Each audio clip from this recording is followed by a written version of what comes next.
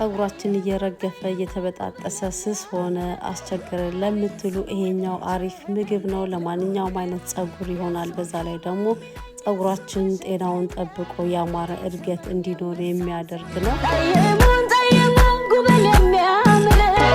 ያላችሁበት ሰላም ሆኖልኝ እኔ እግዚአብሔር ይመስገን በጣም ደህና ነኝ።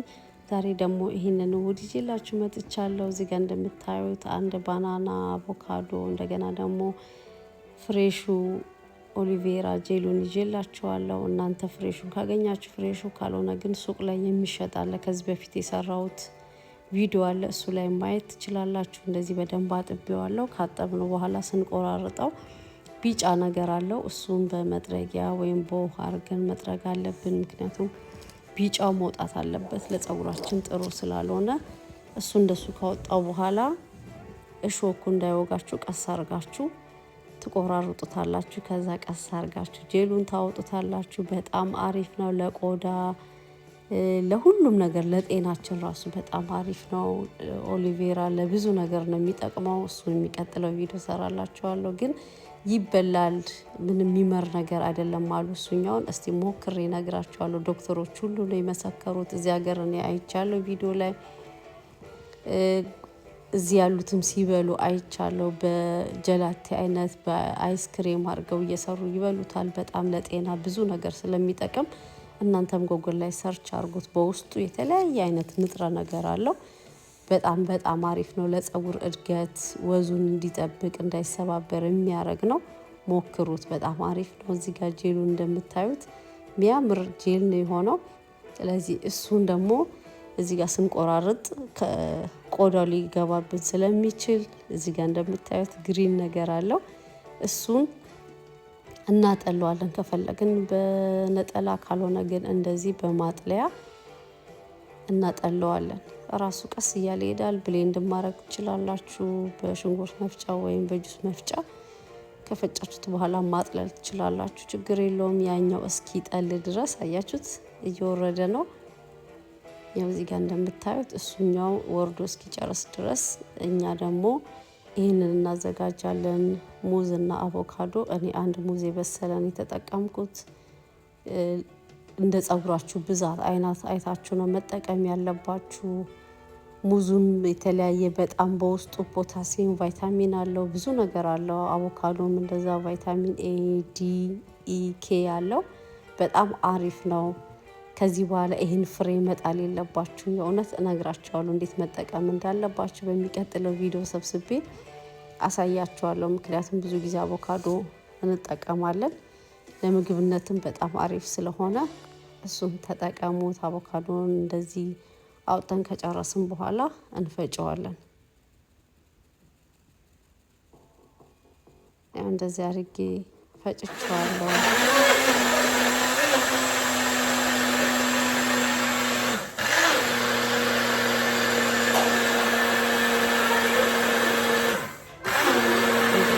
ከፈጨን በኋላ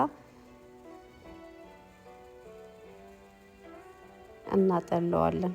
የሆነ ነጠላ የራሱ ብዙ ነገር ስለማጠልበት ከነጭነት ወደ ቀይነት ከለር ወስዶታል። ምክንያቱም ብዙ ጊዜ የምናጠለው ጸጉራችን ስንታጠብ እንዳያስቸግረን ነው፣ ቶሎ እንድንታጠብ ቶሎ እንዲለቅልን ነው። እና በጣም አሪፍ ነው። እንደዚህ አድርጌ ካጠለልኩት በኋላ እዚህ ጋር ሰፈፍ አለው አያችሁት። ይሄ ስንታጠብ እንዳያስቸግረን ነው እንጂ ሌላ ምንም ችግር የለውም። የምናጠለው ለዛ ነው። ከዛ ሁለቱን አንድ ላይ ዛጋ ይሄንን የጠለለውን ኦሊቬራ ጄሉን አብረን እንቀላቅለዋለን። እዚህ ጋር በጣም ይቅርታ ቪዲዮ የቀረጽኩ መስሎኝ ነበረ ስቀላቅል፣ ይቅርታ። አቮካዶና ኦሊቬራውን ከቀላቀልኩ በኋላ እዚህ ጋር ያሳየኋችሁ ካስተር ኦይል ነው። አንድ ማንኪያ እጠቀማለሁ። እናንተ ቤታችሁ ባለው ቅባት መጠቀም ትችላላችሁ። እዚህ ጋር ደግሞ ፍላክሲድ፣ ሜንት፣ የአብሽ ዘይት፣ የሽንኩርት ያለበት ቅባት ነው። እሱንም አንድ ማንኪያ እጠቀማለሁ። እናንተ ሁሉ ማድረግ የለባችሁም፣ ቤታችሁ ባለው ነገር ነው። ይሄ ደግሞ የስጋ መጥበሻ ቅባት ነው፣ ኢሴንሻል ኦይል ነው። እሱንም አንድ ማንኪያ እጠቀምና በደንብ አዋህደዋለሁ። በጣም አሪፍ ነው የእውነት።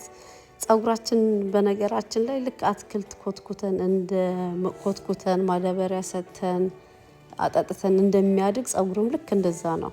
እና እናንተም ተንከባከቡት። የእውነት የጄልነቱ ራሱ ሲያምር በጣም አሪፍ ነው። ፀጉራችሁ እሱን ተቀብታችሁ ስታጠቡ ልስላሴው ልነግራችሁ አልችልም። እኔ ያለ ምንም ነገር ሳልቀባ ፀጉሬን አልታጠብም። እንደዚህ እንኳን ማዘጋጀት ከከበደኝ ቅባት በደንብ አድርጌ ቀብቼ ነው የምታጠበው። ስለዚህ ለመቀባት ዝግጁ ሆኗል። ይኸው ተመልሰን ተገናኝተናል ቤተሰብ። የፀጉሬን ልቀባ ነው። በጣም አሪፍ እሁድ ነው። በዚህ ሳምንት ያዘጋጀሁላችሁ ተጠቅማችሁ ኮሜንት ከታች ጻፉልኝ። ከወደዳችሁት ላይክ፣ ሼር ማድረጋችሁን አትርሱ። አዲስ ከሆናችሁ ደግሞ ሰብስክራይብ በማድረግ ቤተሰብ ሁኑ። በጣም ብዙ ነገር ትማሩበታላችሁ። እኔ የጠቀመኝን ነገር ነው ለእናንተ ማሳያችሁ። ይኸው በጣም አሪፍ ነው የሆነው። የእውነት ልነግራችሁ አልችልም። ስትቀቡት ራሱ ቅዝቃዜው እንዴት ደስ እንደሚል ጄልነቱ ራሱ በጣም ነው ደስ የሚለውና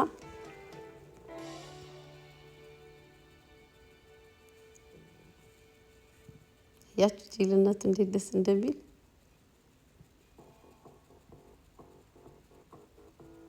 እና ቢያንስ አንድ ሰው ይማርበታል እያልኩኝ ነው እንደዚህ አይነት ቪዲዮ ምሰራላችሁ። እኔ ፀጉሬን ተንከባክቤ የጠቀመኝን ነገር እንዴት አድርጌ እንደማሳድገው እንዴት እንደምንከባከበው ነው ለእናንተ ማሳያችሁ። የምትፈልጉት ነገር ካለ ደግሞ ከታች ኮሜንታችሁን ጻፉልኝ። በዛ ላይ ደግሞ ፀጉራችሁን አትጉዱት፣ ሻምፖ አታብዙ። ሻምፖ በምትጠቀሙበት ሰዓት ፀጉራችሁን ሳይሆን ቆዳችንን ለቆዳችን አንዴ ተጠቅመን እንታጠብ። ይሄንን ስንቀባ በውሃ በደንብ ስንታጠበው በአንዴ ነው የሚለቀው። የሚገርማችሁ ነገር ምንም ነገር የሚያስቸግር ነገር የለውም። ከዛ ኮንዲሽነር ደግሞ ፀጉራችን ላይ እናረጋለን። ያው እንደዚህ አድርጌ በደንብ አድርጌ እየተቀባሁት ነው። ጫፉም ጭምር መቀባት አለባችሁ። ምክንያቱም ጫፉ ነው ፀጉራችን እየረገፈ እየተበጣጠሰ የሚያስቸግረን ጫፉም ስለሚደርቅ ነው። እና ከታጠብን በኋላ ደግሞ ቅባት ማድረጋችሁን አትርሱ። ቅባት ፀጉራችሁን እያያችሁ በደረቀ ቁጥር በ2 ቀን በ3 ቀን ቅባት መቀባታችሁን አትርሱ። ምክንያቱም ብዙ ጊዜ ፀጉራችን የሚደርቀው ቅባት ስለማያገኝ ነውና እርጥበቱን እየጠበቀ ቆንጆ ፀጉር እንዲኖረን ማድረግ አለብን። የተለያየ ውህዶችን ሞክሩት። እኔ መሞከር በጣም ነው ደስ የሚለኝ። በዛ ላይ ደግሞ የተፈጥሮ ነገር ስለሆነ ምንም የሚጎዳ ነገር የለውም። ሞክሩት እና በአንድ ጊዜ ሳይሆን ለውጥ የሚመጣ 2 3 4 ደጋግማችሁ ስትሞክሩት ለውጡን እያያችሁ ትመጣላችሁ። የፀጉራችሁ እኔ በጣም ነው ለውጡ በጣም እየገረመኝ የመጣውና እኔ በጣም ደስተኛ ነኝ። ፀጉሬን በማረገው ነገር በጣም ነው ደስ የሚለኝ። መንከባከብ ደግሞ በጣም ጥሩ ነው። ለብዙ ነገር አሪፍ ነው። የተለያየ አይነት ማክሶችን ተጠቀሙ። ገዝታችሁ ከምትጠቀሙ ኬሚካል ፍሪ የሆነ ቤታችን ውስጥ እያዘጋጀን የምንጠቀመውን ብናረግ በጣም ጥሩ ነው ብዬ አስባለሁኝ። ለዛ ነው የተለያየ አይነቶች የፀጉር ማክሶች፣ ቅባቶች፣ ፊቴ እንዴት እንደምንከባከብ የተለያየ አይነት ነገር ምሰራላችሁ። ለዛ ነው። እናንተም ሞክሩት። ለብዙ ነገር ወጪ እናወጣ አይደለ? ስለዚህ ከዛ ከምናረግ በዚህ በተፈጥሮ ነገር ፀጉራችንን እንንከባከብ። እንደዚህ አድርጌ በደንብ አድርጌ ቀብቼዋለሁ። ጫፉንም ሁሉንም ቀብቼዋለሁ።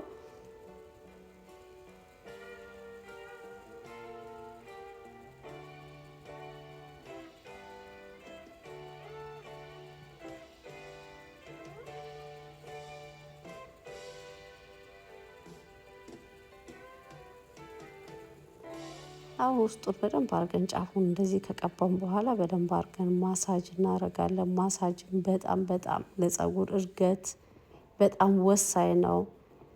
በምንታጠብ ሰዓት ሹሩባም ተሰርተን ቢሆን በቃ ፀጉራችንን ማሳጅ ማድረግ በጣም ጥሩ ነው።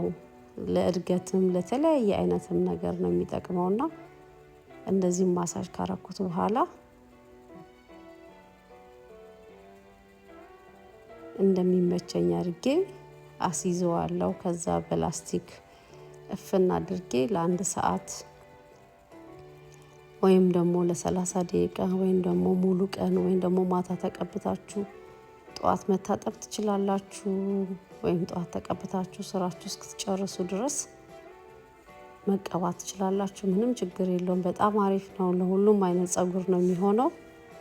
እንደዚህ አርጌ በላስቲክ እፍና አርጌ ከታጠብኩት በኋላ ሁሌ እንደማረገው ፀጉሬን በርጥቡ ቅባት እቀባዋለሁ። ከዛ 2 ቦታ ወይ 3 ቦታ ወይ ቁጥርጥር ሰራዋለሁ። ስለተከታተላችሁኝ አመሰግናለሁ። በሚቀጥለው ቪዲዮ እስከምንገናኝ ሰላም ሁኑልኝ።